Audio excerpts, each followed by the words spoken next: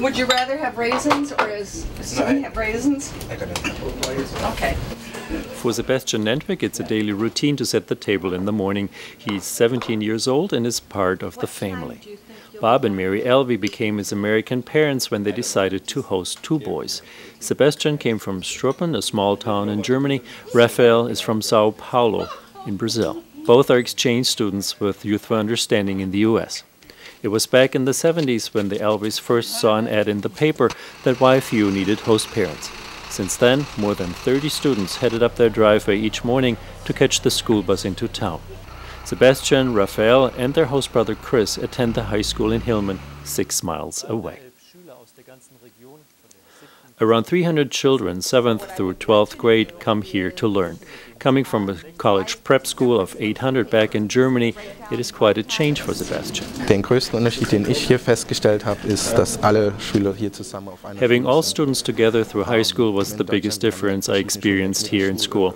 In Germany, we have different schools, vocational and college prep, and kids are separated after 4th grade. But here, all students attend the same high school, which is quite interesting because you meet kids with completely different goals in life.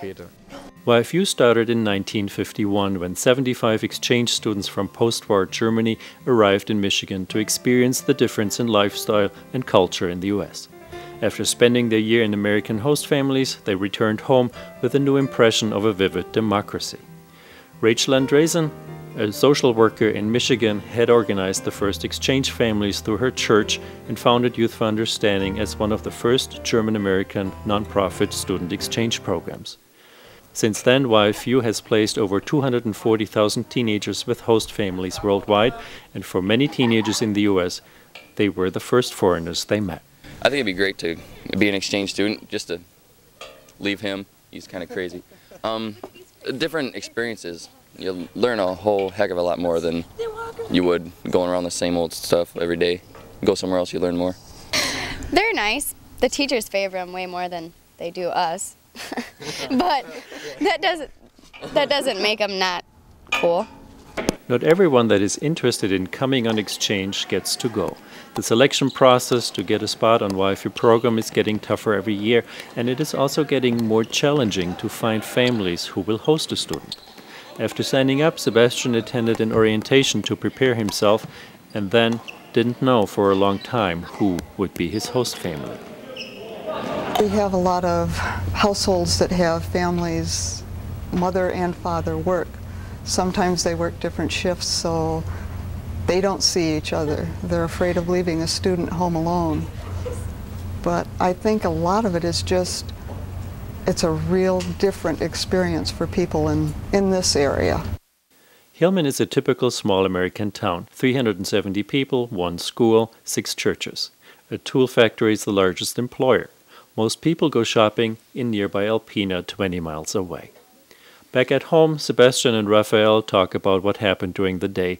Bob and Mary take time to listen, and they take part in their sons' lives. Adding another person to the family, adding their family to our family, it couldn't have been better.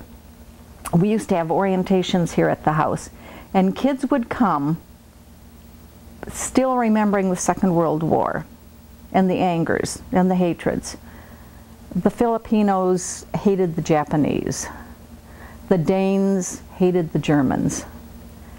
And over the course of a year, you saw them meet each other as individuals and give away the hatred. And they took that back home. You could see the change. We still need that. Today's world hasn't gotten any more peaceful than it used to be. Elveys have a hard time picturing dinner without exchange students at their table. Sebastian and Raphael go back after their year, knowing that they always have a home in the US to come back to. We didn't know what to do with them, so we had banana bread the next day.